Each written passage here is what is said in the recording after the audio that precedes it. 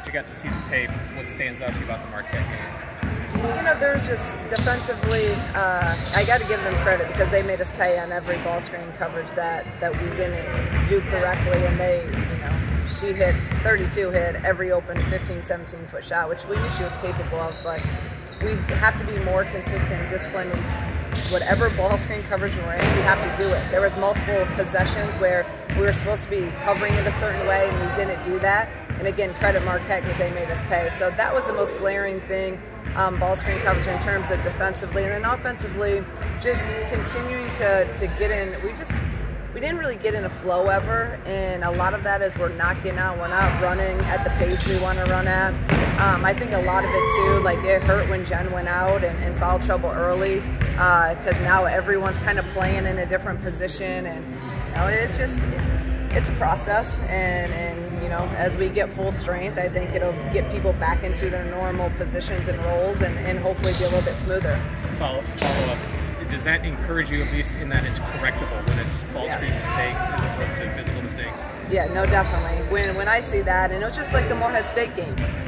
We looked, we knew what we had to get better at, and we addressed that. And I thought we were much better at those things that we addressed in Marquette games. So I was happy with that. It's all part of the process of growing and learning. So we addressed it yesterday and started working on fixing it. And you know, that's part of a season. There's going to be a lot of things in each game, you know, you learn from. And then it's back to the drawing board, back to work and work on fixing it. But I'd rather have it those things than like, oh my gosh, we're just awful and we can't defend anyone and we can't make a basket. They're correctable mistakes, and that's encouraging. It seemed like in the immediate after, in your radio interview, that offensively, if the problem was we got open shots and they just didn't fall, you can live with that, you know, because that's over 6 months, that's not going to happen, right? Yeah, and you see that, right? That's why I say you have to hang your hat on your defense and your rebounding. Now, we defended decently. Like I said, I give them a ton of credit. They made plays, and we didn't hit some shots, and they did.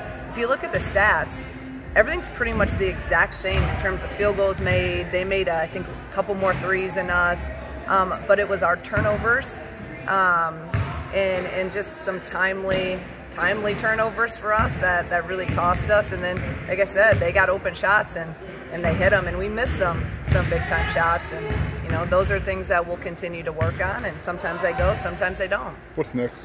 What's Makaira's next step in returning to play? Yeah, it's just, you know, it literally day to day. Obviously, you see her working out, so she's there. She's not completely cleared, so we'll just keep day to day and see how she progresses. You kind of referenced, you know, maybe wanting to see your team shoot more threes. You had, I think, 10 attempts in the last game. What do you kind of see of that? I mean, do you have a specific number that you kind of look for in mind, or how does that kind of break down? I really don't have a specific number, and, you know, when we were watching film yesterday as a team, I told them they did not, you know, a lot of people are like, well, what'd they do to take you out of taking away your threes? They didn't take away our threes. We took away our threes. We didn't really have a good awareness. My key word for really this year, and especially on Saturday, was awareness. We didn't have a lot of defensive awareness and offensive awareness. We had a lot of open players on drives and out of some of our action that we just didn't see. And those would have been inside-out threes that are really good threes for us. So we need to have more awareness offensively, and then those will come organically out of our offense by just inside-out drives, being aggressive. What have you kind of maybe seen from Hobby, the development, and having a big game? You're having a really good game against Marquette. Yeah, I was really happy that, you know, she responded after the Morehead State game. You know, her and I met and we watched every clip of her in that game and went through every little thing offensively, defensively. And just so she knows from me, she doesn't have as much, you know, it's 1 year for her. So, and she's so hungry to be better. So we sat there and we're going to keep, you know, really breaking down every time. I'm going to help her so she knows what I want. I know where she's coming from. And it was really awesome to see her response and really working on some of those things that we had talked about and what she knew she needed to do. So it was huge because we needed that scoring. The other day we were kind of struggling to score at times, and we just kept getting the ball down to Hobby. So hopefully she just continues to progress. Cameron's had the most bench minutes, obviously probably dictated by Makaira and the foul. What did she do last year to get into this position? She worked. She worked every single day. You guys saw her out there. She was out there a little bit ago. She put constant work in every day. when she wasn't playing hardly at all last year. Film work, in with Coach Mack, just consistently, trying to be the best version of herself every single day, and didn't get consumed with what wasn't happening. Instead, she was consumed with, how can I control my progress? And I give her a ton of credit, and that's where I told her she was ready for this, because she didn't have to get ready. She stayed ready, and she continued to improve her freshman year. So I think she's a great, really testament to what it's like as a freshman, to just put your head down and work, and don't worry so much about the minutes and the outcome, just worry about the process. And I've been so happy with Cam, and really proud of her. She's come in and really done a solid job, has run the team, has taken care of the basketball, and has scored in opportune times, but she'll continue. The offense I'm not worried about. She defends and runs our team. That's good, and I really, truly believe that's going to help us later down the road, with her getting these valuable and big minutes, because there's at some point either going to be another injury, sickness, foul trouble, and we're going to need her ready to go. What do you look for on the trail to know somebody will buy in to that kind of process as a freshman? Because they're the best player when you see them typically. Yeah. So how do you know that they'll be ready for that when they get here as a freshman? Cam's just someone that, she's a coach's kid. Coach Mack knows her dad very well, because they worked together at Arizona back in the day, and knew her as a kid. So I think we knew what type of people, she's around, and her parents, and kind of how they raised her, and the character of her. So I think that's an important piece when, who knows what her role will ever be, but if she can come in and do this, that's just as important of a role as starting. So she's been really, really big for us, and I'm really happy for her. I'm proud of her, but just a great kid, a great worker, and she understands the game of basketball.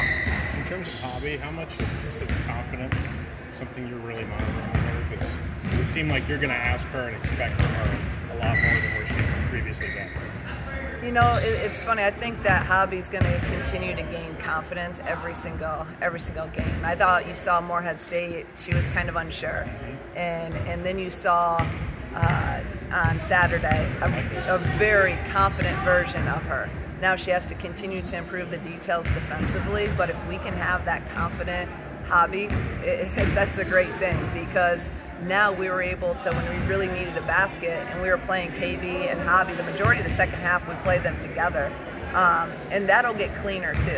Kendall's not used to making all those passes inside. So we had some turnovers, but again, that is definitely gonna groom us for the future, but it was nice to be able to just, throw the ball in there, and I really had a ton of confidence in her that she would finish. Is it something that as coaches you work on with building confidence like that, or is it something that just has to happen through the process of having success in the game? I think it's both. I think you have to be, as a head coach too, and it's a little bit different than as an assistant, of how you instill confidence in your players. And I think, with us and how even just like Hobby and I, like us just watching that film, talking, her understanding where I'm at, me understanding where she's at, I think right there builds trust and then confidence, and me telling her that I believe in her and that I know you can do this, that's why you're here. And then I think that leads to confidence, and then I also think you got to go out there and earn confidence in terms of games, because like I tell all of our kids, confidence is within you, and you can't rely on me or anyone else to give you confidence. You have to have confidence internally, and you can't let anyone take it away, and we can help build it, but you got to be confident in yourself. And it was great, and I think Saturday will definitely give her the confidence game time to continue to improve going into tomorrow and then Saturday. I would assume that confidence, that ability to foster that is good to have on the trail, like we saw with Genesis coming in, and now maybe to a degree with Shea. Like, is that a pitch you guys can have, that, especially in the portal, that hey, we can help foster that and get you to where you feel like you can be? Yeah, I do. I think that every place is different, and I'm not here to say what other people do, but I just know what we do, and I think it's something that we do at a pretty good level, is really be there for our kids, try to help them through the process of whether it's a transfer, whether it's a freshman year, because it's hard. It's hard to be in a system for a first year, whether, again, freshman and or transfer. So just trying to get them to be patient with themselves. Sometimes as those guys, I'm almost more patient with them than they are with themselves, and just working together with that, knowing that it is a process. and it does not happen overnight. You just aren't going to get it overnight. You're not just going to play 40 minutes overnight. Like, you got to trust the process, and at the end of the day, continue to work, be positive, and be a great teammate. You do those things, good things are going to happen. So it's no secret that St. Peter's didn't win a game last year. With that being said, in practice, when you're watching film, is there a different mindset going into this game? No, because first off, it's a whole new team. They got like 7, 8 transfers. I don't know. I can't even keep a track where all our player clips are from them at all their different schools last year. So it's a whole new team, and they're still trying to figure themselves out. So I don't care if someone's 0-4 or someone's undefeated. We're gonna prepare and attack, the game in the exact same manner. Now these guys, we talk all the time about having that hunger no matter who you're playing, whether it's Notre Dame or St. Peter's. Again, it's a process, it's your mindset. Champaign Unit 4 will be well represented tomorrow, I assume, in the building? Yeah, the numbers I hear so far are pretty remarkable, so it's going to be loud in there, and I got to prepare, take some Tylenol ahead of the game, and you guys wear some earplugs. But I mean, what a great day for these kids. Some of these kids, this is probably the first game they've ever been to, and the first time they've been in an arena like this. And last year, I know a lot of those kids, it was their first time, then they came back for multiple games after. So I think we're expecting probably record crowds for Kids Day here, so I'm really excited about it. It's always a fun day. Mr. Green's class will be the best behaved. They better be, right? My son better be.